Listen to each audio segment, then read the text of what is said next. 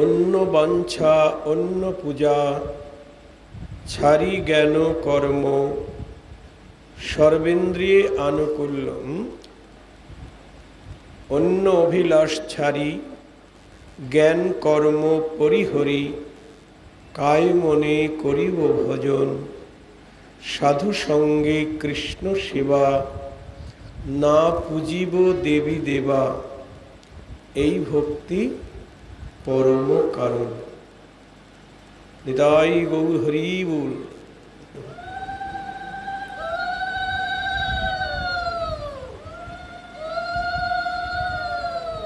আমাদের তো সময় কম, মানে আমাদের এই মানব জীবনটা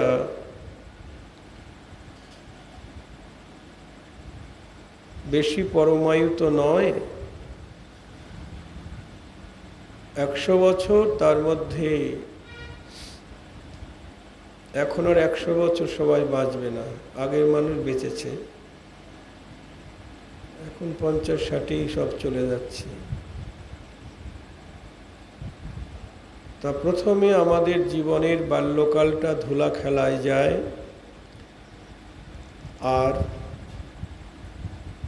পৌরাবস্থা বৃদ্ধাবস্থায় তখন তো ইন্দ্রিয়ের শিথিলতা এসে যায়, তখনও হরিভজন হয় না। তা মাঝখানের যে সময়টুকু,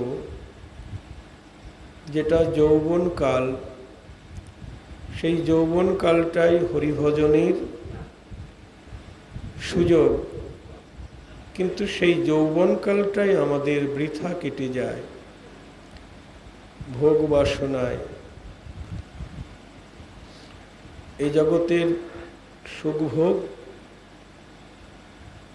তারপর পরজগৎ মানে পরলোক, অর্থাৎ স্বর্গলোক। এখান থেকে বেশি সুখ স্বর্গে, পুণ্যকর্ম অর্জনের দ্বারা সেখানে গিয়ে স্বর্গসুখ ভোগ করব। এটাই আমাদের চেষ্টা। এর জন্যে বেদাদিক ক্রিয়া, বেদাচারজনিত যত ধর্মকর্ম আছে সেগুলি পালন করলে পুণ্য লাভ হবে। সেই পুণ্যের ফল হলো স্বর্গ। কিন্তু আমাদের শাস্ত্র বলছেন এটা আমাদের মানব জীবনের উদ্দেশ্য নয়।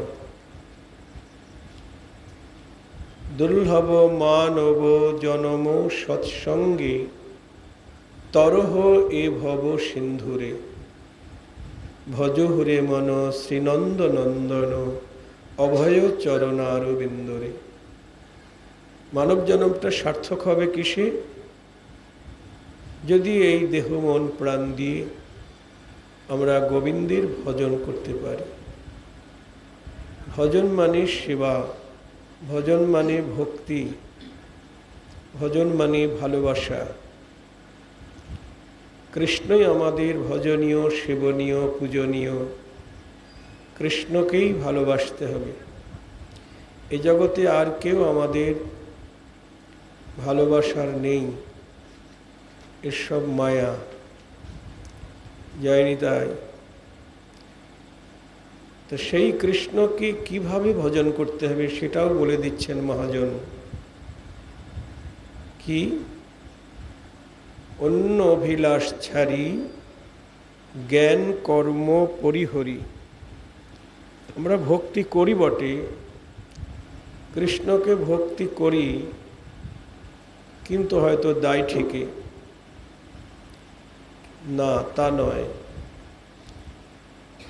ঠাকুরমশাই বলছেন কিভাবে ভক্তি করতে হবে? অন্য অভিলাষ ছাড়ি, অন্য যত প্রকার অভিলাষ, অভিলাষ মানে কামনা বা বাসনা, সমস্ত কামনা বাসনা ত্যাগ করে অন্য অভিলাষ ছাড়ি জ্ঞান কর্ম পরিহরি, মানে জ্ঞানকাণ্ড কর্মকাণ্ড সকলই বিষের ভাণ্ড। অমৃত বলিয়া যে বা খায়, নানাজনই ভ্রমণ করে কদর্য ভক্ষণ করে, তার জন্ম অধঃপাতে যায়। তাই গৌর হরি বল। কিন্তু জগতের অধিকাংশ মানুষ তারা এই কর্মকাণ্ড বা জ্ঞানকাণ্ড নিয়ে মেতে আছেন। কর্মকাণ্ড হলো বেদাচারজনিত যত ধর্মকর্ম, এটা কর্মকাণ্ড। আর জ্ঞানকাণ্ড মানে যারা নিরাকার ব্রহ্মের উপাসনা করছেন, নিরাকার নির্বিশেষ ব্রহ্মজ্ঞান উপার্জন করছেন। কিন্তু এগুলিকে নরোত্তম ঠাকুর বলছেন বিষের ভাণ্ড। কর্মকাণ্ড জ্ঞানকাণ্ড সকলই বিষের ভাণ্ড। অমৃত বলিয়া যে বা খায়, এটাকেই অনেকে অমৃত বলে খাচ্ছে। আর তার পরিণাম কি? নানাজনই ভ্রমণ করে, কদর্য ভক্ষণ করে, তার জন্ম অধঃপাতে যায়। নিতাই গৌর হরি বল। তার মানে কর্মকাণ্ডে জ্ঞানকাণ্ডের মধ্যে আমাদের যাওয়াই যাবে না। হরি বল। খুব সাবধান। বেদাচারজনিত ধর্ম কর্মকাণ্ড আমাদের কলিযুগের মানুষের জন্য নয়। মহাপ্রভু স্বয়ং চৈতন্য ভাগবতে বলেছেন, শ্রীবাসের অঙ্গনে তিনি নিত্যানন্দ আর হরিদাসকে আদেশ করলেন, শোনো শোনো নিত্যানন্দ, শোনো হরিদাস, জগতে সর্বত্র মোর আজ্ঞা করহ প্রকাশ। নিত্যানন্দ হরিদাসকে আজ্ঞা করলেন, জগতে সর্বত্র আমার আজ্ঞা প্রকাশ করো। কি আজ্ঞা? জগতের দ্বারে গিয়ে করো এই ভিক্ষা, ভজ কৃষ্ণ, কহ কৃষ্ণ, লহ কৃষ্ণ শিক্ষা। জগজ্জীবের দ্বারে গিয়ে এই ভিক্ষা চাইবে কি? ভজ কৃষ্ণ, কৃষ্ণকেই ভজন করো, ভক্তি করো। কহ কৃষ্ণ, বদনে যদি কিছু বলতে হয় কৃষ্ণ বলো। আর যদি কিছু বিষয়ে শিক্ষা গ্রহণ করতে হয় সেটা কৃষ্ণ বিষয়ে। লহ কৃষ্ণ শিক্ষা। কৃষ্ণকে জানলেই সব জানা হয়ে যাবে। আর কৃষ্ণকে না জানলে, মহাজন বলছেন, হরি না জানিয়া লাখো জানো যদি, সে জানা কেবল ইচ্ছাই। কবি নয়নানন্দ বলছেন, প্রেমানন্দ ঠাকুর বলছেন যে হরি না জানিয়া লাখো জানো যদি, সে জানা কেবল ইচ্ছাই। আর কৃষ্ণকে জানলে সব জানা হয়ে যাবে। খুব মূল্যবান কথা।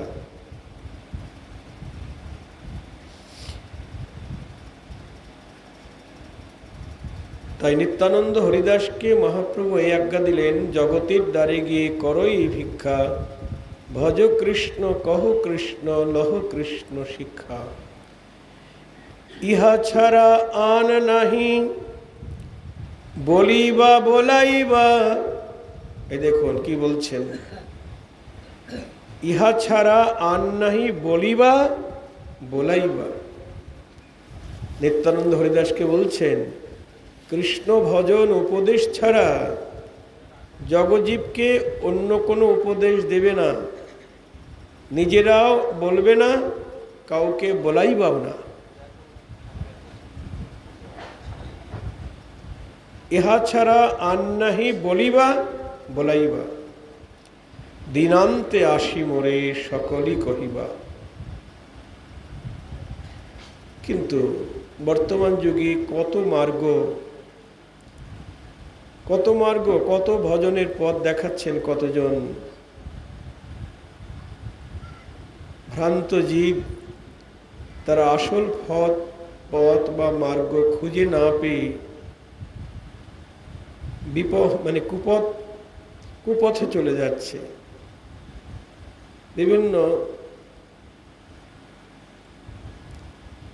কুমার্গে চলে যাচ্ছে। জয় রাধি। সদ্গুরু পাচ্ছে না, এই জন্য অন্য মার্গে চলে যাচ্ছে, আসল শাস্ত্রের সন্ধান পাচ্ছে না। বা যদিও সে সমস্ত আচার্যগণ তারা শাস্ত্র পড়ছেন, ব্যাখ্যা করছেন, তাদের মতো করে ব্যাখ্যা করছেন, হ্যাঁ, তাদের মতো করে ব্যাখ্যা করছেন। আর আমরা তো অজ্ঞান, আমরা বুঝি না, আমরা ভাবছি এটাই ঠিক।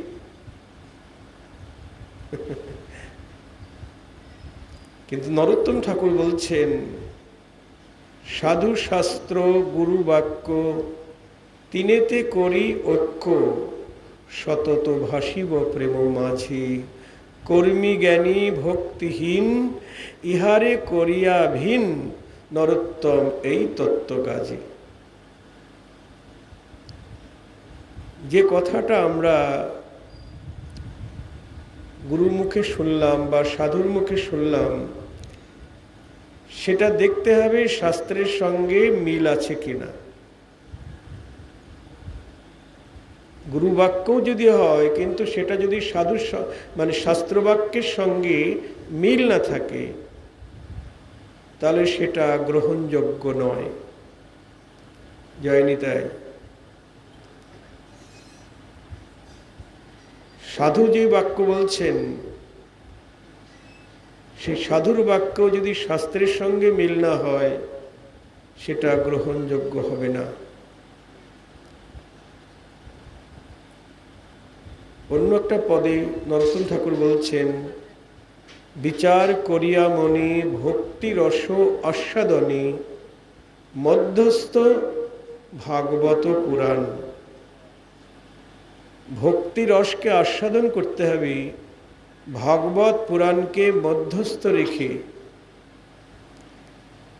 এটা হলো আমাদের সংবিধান।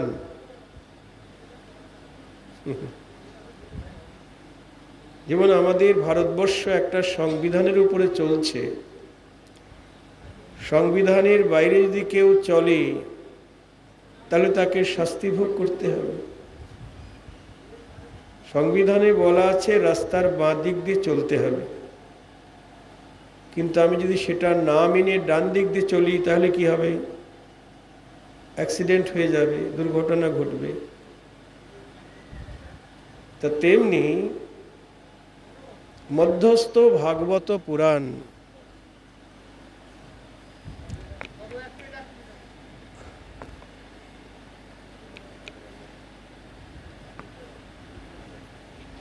জয় নিতাই।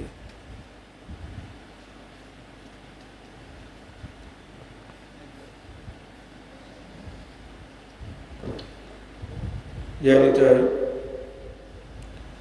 মধ্যস্থ ভাগবত পুরাণ, এটা আমাদের সংবিধান। এই ভাগবত মহাপুরাণের বাইরে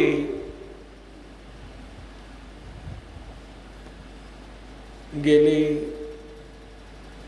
সেখানে সাধ্যবস্তু লাভ হবে না।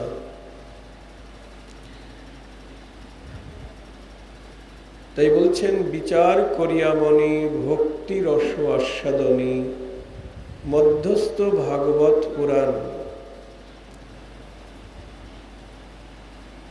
শুদ্ধ ভক্তি, ভক্তির মধ্যেও স্তর আছে।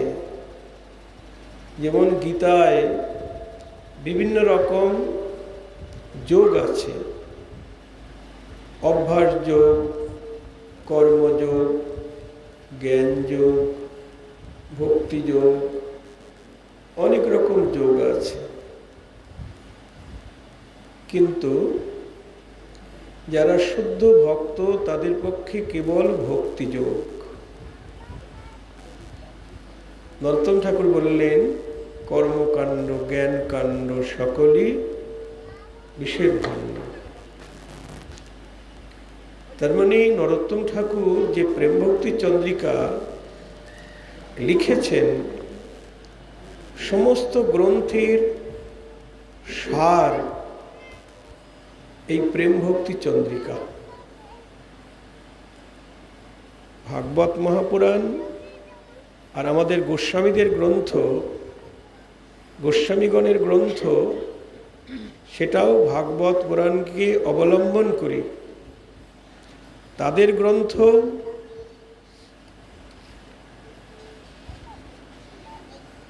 সার, কিন্তু নরোত্তম ঠাকুর গোস্বামীদের গ্রন্থ তো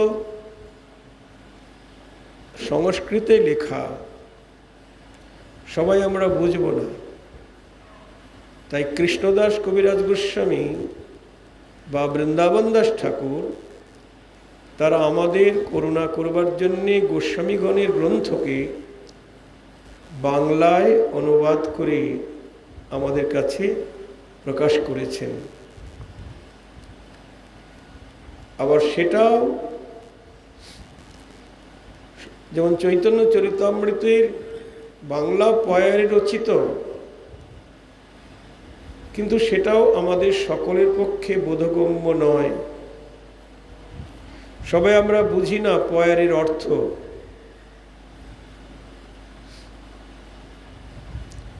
বাংলা পয়ার ছন্দে হলেও, ত্রিপদী ছন্দে হলেও সেটা অনুভব হবে না,